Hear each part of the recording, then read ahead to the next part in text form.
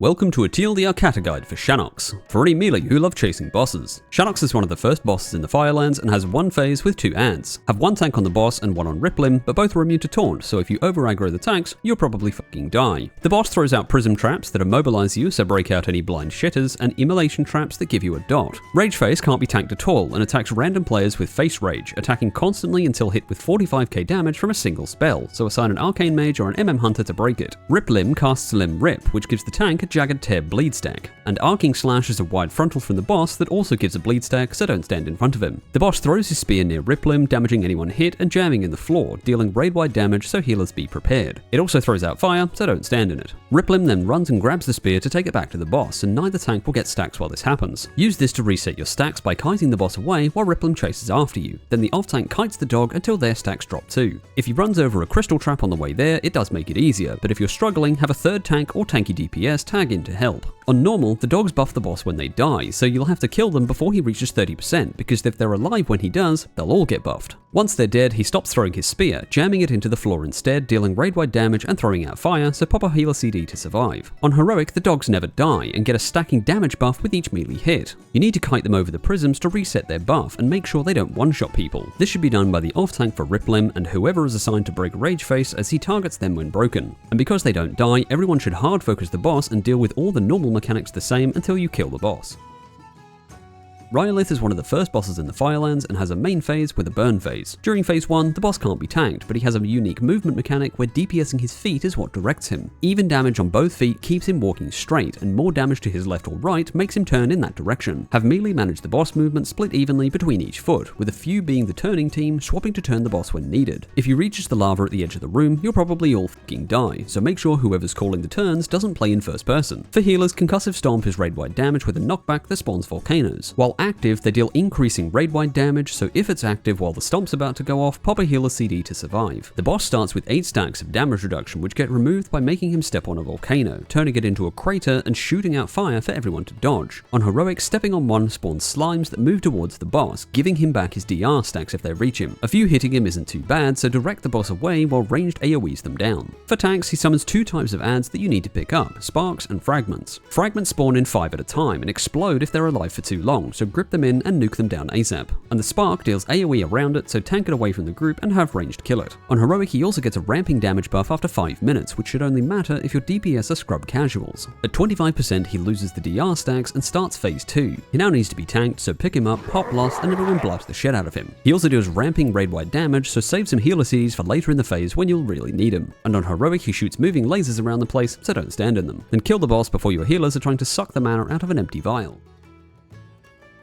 Beth'tilac is one of the first bosses in the Firelands and has 2 phases. In the main phase, you'll deal with a bunch of adds while the boss sits above you. Assign a strike team of top DPS, a healer or 2, and a tank to go up while the rest of the raid stays below. Taunt the hanging spinners and kill them for the strike team to climb up and attack the boss. They deal damage to random targets, and on Heroic, they try and stun people, so interrupt it and nuke them down. While up top, you take ticking damage, and she throws meteors at you, so don't get hit. The meteors also create holes in the web, so watch your feet or you'll be demoted to the ground team. On the ground, drones and spiderlings spawn from 3 caves around the edge of the room for you to kill. Spiderlings move towards the boss and drones, healing and buffing them if they reach them. Assign a DPS or 2 and a healer to sit by each spawn and AoE them down whenever they appear. Tanks pick up the drones and face them away because they have a frontal, while everyone else sits in the middle of the room. On Heroic, the drones sometimes fixate people but deal less damage while fixated, so you probably won't die. Just make sure to be a good off-tank and face it away while running for your life. Also on Heroic, you now get engorged broodlings in case you were missing StarCraft. These fixate on players, exploding if they touch anyone, so the DPS at the caves need to play goalkeeper and pop them before they reach the rest of the raid. When the boss runs out of energy, she casts Smoldering Devastation, and if you're still up top when it goes off, you'll probably fucking die. Jump down to survive, then kill new spinners to climb back up. The drones also deplete energy, and when they reach 0, they climb up and drain the boss energy, giving you less time before the next devastation, so these should be your prio. And after 3 devastation casts, she starts phase 2, burning the web and coming down for dinner. This is mainly a burn phase due to the ramping AoE damage to turn your healers into soup before she dies. For tanks though, Widow's Kiss is a stacking healing reduction that makes you pulse AoE damage, so tanks stand 10 yards apart, swap on each cast, and stack the raid behind the boss. Lust it up and burn the boss before your healers need a new keyboard.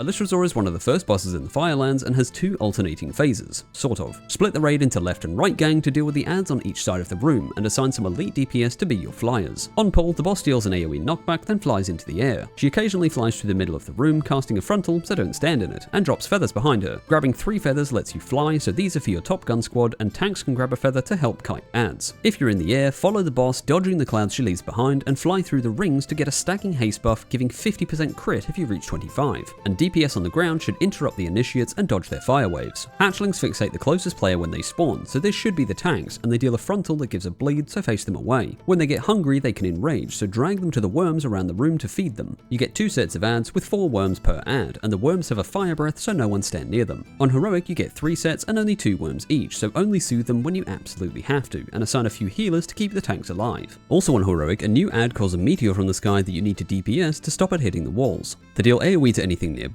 so have range to kill them, then use them to hide from firestorm, lethal damage to anyone caught in line of sight. And this includes the flight squad, so pre-check where your meteor is before you panic fly to the wrong side. After 3 minutes or 410 on heroic, the boss removes the top gun buff, so flight squad need to get to the floor before you lose it. She spawns a fire vortex in the middle of the room with rotating tornadoes, so dodge, dip, duck, dive, and dodge. She then crashes to the floor and gains a massive damage amp, so pop blast all of your CDs and blast the absolute shit out of her. During this, she recharges energy and adds spawn to give her more, so grip them in and keep them interrupted while you blitz the boss. At 50 energy, she gets up and needs to be tanked, casting her frontal so no one stand in it. She also deals heavy pulsing raid-wide damage, so chain some healer CDs together to keep everyone alive until she reaches 100. At full energy, she deals one final AoE with a knockback and flies back into the air to restart phase 1. Then keep going through the rotation until you eventually bring her down.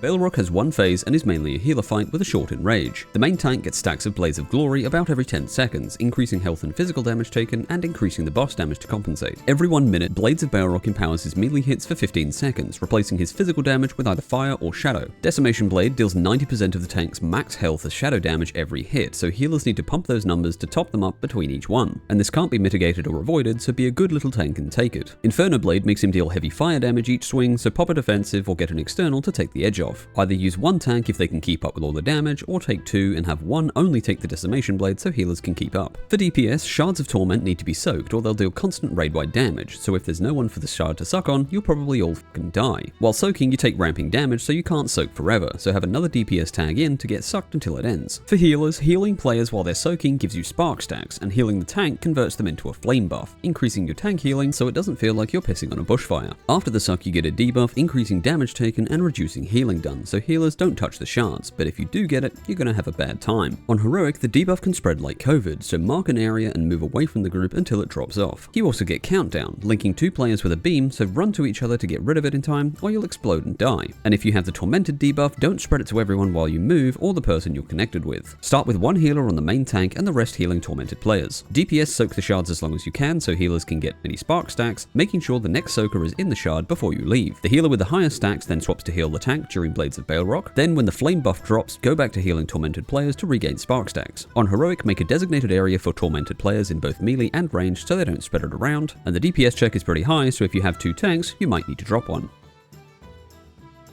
Fandral is the 6th boss in the Firelands and alternates abilities based on raid positioning. He shifts to cat form when the raid is spread out and scorpion when the raid is stacked, and you need to force this every so often because if he never changes, he'll cast his ultimate more times than your raid leader telling you to wipe. But don't change too often because he gets a stacking buff as a soft enrage. As a cat, he casts Leaping Flames, jumping on a random range player and leaving a fire patch, and you can dodge this with blink or disengage while he's in the air, but you need to be quick. After each jump, he leaves a clone behind with low health that just melees, so focus it down, then go back to the boss. As a scorpion, he casts a frontal with large split damage on the tank, and you can deal with this one of 2 ways. Either stack everyone up and pop a CD to keep everyone alive until you need to spread out again, or everyone stack behind the boss and blow externals on the main tank to keep him alive through the damage. After the 3rd time in each form, he stuns the raid and casts either Searing Seeds after 3 cats or Burning Orbs after 3 scorpions. Searing Seeds gives everyone a bomb that explodes at different times, so listen to your weak auras and move out before it goes off. Burning Orbs deal ramping damage to the closest person, resetting when it swaps target, so have ranged and healers soak them and swap in and out before the damage gets too high. On heroic, his health gets tripled, and you now get Concentration, a stacking damage and healing buff on everyone that resets if you take damage. You need to keep it as much as you can to meet the DPS check, so min-maxing buff uptime is crucial. During cat form, range should spread out so only one person is hit with the jump, and if you can, dodge it. During scorpion form, the tank should be the only one taking the frontal, rotating defenses and externals. When burning orbs spawn, drag the boss to the stairs and everyone spread out ASAP to force him back into cat. Then pair up healers with some tanky range to soak the orbs so less DPS lose their buff. You can also use immunities to take multiple orbs at once if you want to shame the past gods and actually be useful for once. And you can't avoid the seed explosions unless you immune it, so make sure you don't hit anyone when yours explodes.